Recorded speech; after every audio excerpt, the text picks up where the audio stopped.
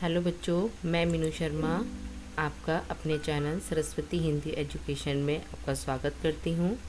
आज मैं आपको कक्षा 9वीं से अध्याय 17 बच्चे काम पर जा रहे हैं कविता, जो कि राजेश जोशी जी के द्वारा रचित है, जो है पढ़ाने जा रही हूँ। इस कविता में जो है बाल मजदूरी के विषय को आधार बनाकर कवि ने बच्चों के जो बचपन को छीना जा रहा है उसकी जो व्यथा है उसको अभिव्यक्त किया है। इस कविता में उन्होंने सामाजिक व आर्थिक जो समस्याएं हैं उनकी ओर इशारा किया है, जिसमें अनेक बच्चे जो शिक्षा से, खेल से और अपने जीवन की अनेक ऐसी खुशियां हैं जो बचपन में बच्चों को मिलनी चाहिए, उन सब से वे वंचित हैं, उसके विषय में यहाँ पर बताया गया। कवि कहते हैं कि कोहरे की ढकी सड़क पर बच्चे काम पर जा रहे हैं। कोहरे से ढकी सड़क पर बच्चे काम पर जा रहे हैं सुबह सुबह। बच्चे काम पर जा रहे हैं हमारे समय की सबसे भयानक पंक्ति है। यह भयानक है इसे विवरण की तरह लिखा जाना चाहिए इसे सवाल की तरह। काम पर क्यों जा रहे हैं बच्चे? तो कवि यहाँ कहते हैं कि ये जो कविता है उसमें कवि ने अपना जो सामाजिक बोध है, यानी जो ज्ञान है, उसका इस कविता में उजागर किया है। इसमें उन्होंने जो आर्थिक विवशताएं हैं जिसके कारण बच्चों को काम पर जाना पड़ रहा है, उस भयानक स्थिति का यहाँ पर चित्रण किया है कि जब कोहरे की ठंड, जब सभी अपने घर में आराम कर रहे होते हैं, ऐसी ठंड में कुछ बच्चे आज भी ऐसे हैं जिन्हें काम पर जाना पड़ रहा है। इस स्थिति में हमें क्या करना चाहिए? क्रोध आता है कि आखिर समाज में ऐसी क्या समस्या है। इसके प्रति कवि प्रश्न प्रस्तुत करना चाहता है कि आखिर ऐसी क्या समस्या है कि जिस उम्र में बच्चों को खाना चाहिए, खेलना चाहिए और विद्यालय में पढ़ना चाहिए, शारीरिक मानसिक क्रियाएं करनी चाहिए, ऐसे में बच्चों को जो है काम पर जाना पड़ रहा है।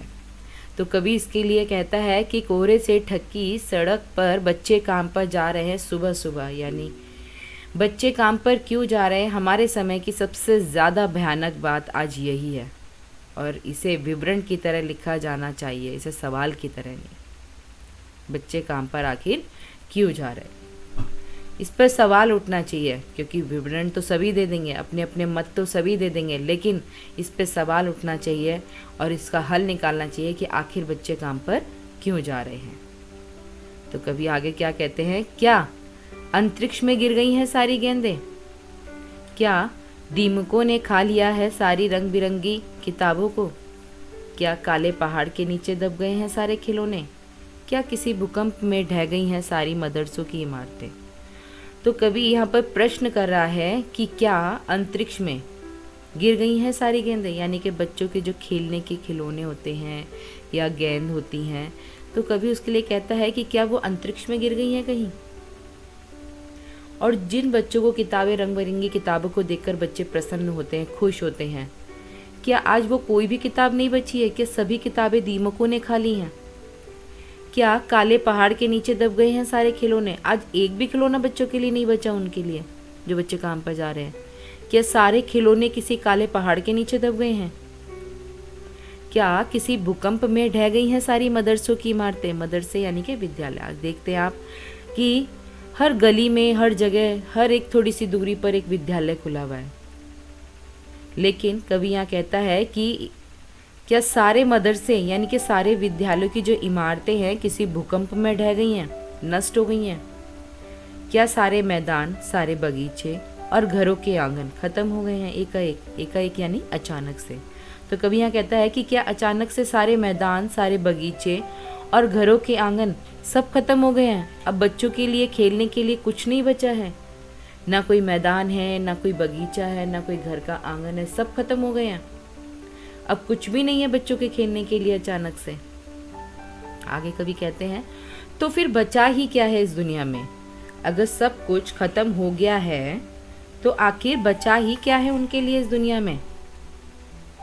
कितना भयानक होता अगर ऐसा होता। भयानक है, लेकिन इससे भी ज़्यादा कि है सारी चीज़ें हस्ब मामूल। हस्ब मामूल का मतलब होता है जो जैसा है वैसा ही है। तो कवि यहाँ कहते हैं, उन लोगों से कहते हैं जो समाज के ऐसे ठेकेदार जो लोग हैं, जो समाज को जगाने का प्रयत्न करते रहते हैं, यानी सीधे सीधे सरकार की तरफ इशारा, कि अगर बच्चों के खेलने का सामान नहीं है या संसार की में कोई भी चीज बच्चों के लिए बची ही नहीं है, सब कुछ नष्ट हो गया है, फिर भी आज लाखों हजारों बच्चे जो है काम पर जा रहे हैं। बच्चों को बचपन में जो सुविधाएं मिलनी चाहिए वे सारी सुविधाएं आज नहीं है। लेकिन अगर आज हम देखते हैं तो सारी की सारी चीज़ें वैसे ही हैं। वैसे ही कैसे? यानी जगह जगह विद्यालय हैं, दुकानें जाओगे खिलौनों से भरी पड़ी हैं, पुस्तकें भी आज बहुत है रंग बिरंगी खेलने के लिए, हर जगह एक विद्यालय खुला हुआ है हर जगह पर।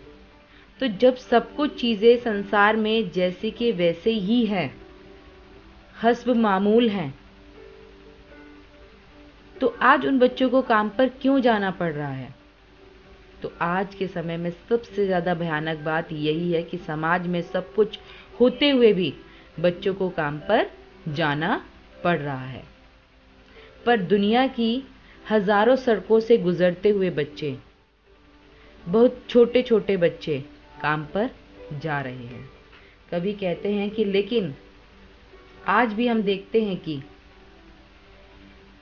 हजारों बच्चे ऐसे हैं जो बच्चे आज भी जो है सड़कों पर हमें काम करते हुए जाते दिखाई देते हैं। वो छोटे छोटे बच्चे जिनके खेलने की पढ़ने की उम्र होती है, वो बच्चे आज अपने खेलने कूदने पढ़ने लिखने की बजाय काम धंधे करने के लिए विवश हैं। हम सभी के लिए ये जो बाल मजदूरी की समस्या है बहुत बड़ा चिंता का विषय है। तो कवि अपने इस चिंता के विषय को इस कविता के आधार पर जो है व्यक्त किया है। तो यहाँ पर जो है बच्चों के विषय में, क्योंकि आप भी जानते हैं कि बाल मजदूरी के ऊपर जो है काफ़ी सरकार ने नियम भी बनाए हैं।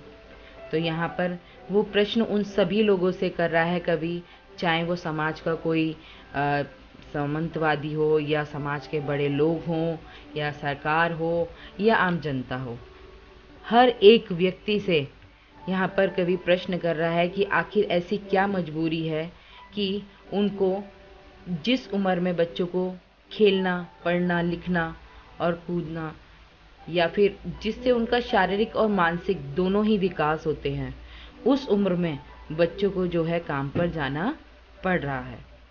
तो अगर आज के समय में देखा जाए तो सबसे ज़्यादा भयानक बात यही है कि ऐसे, क्योंकि बच्चे ही कल को हमारे देश के भावी नागरिक हैं और उन्हीं से ही हमारा देश जो है आगे बढ़ेगा। और वही बच्चे यदि काम पर जाएंगे जिस उम्र में उनका विकास होना है, तो हमारे देश का विकास जो है होना संभव नहीं है। इसीलिए यहाँ कवि ने इसको प्रश्न की तरह उठाया है और सबसे ज़्यादा भयानक बात यही की है कि आखिर ये बच्चे काम पर क्यों जा रहे हैं। आशा करती हूँ कि आप सभी को यह अध्याय समझ में आ गया होगा। धन्यवाद।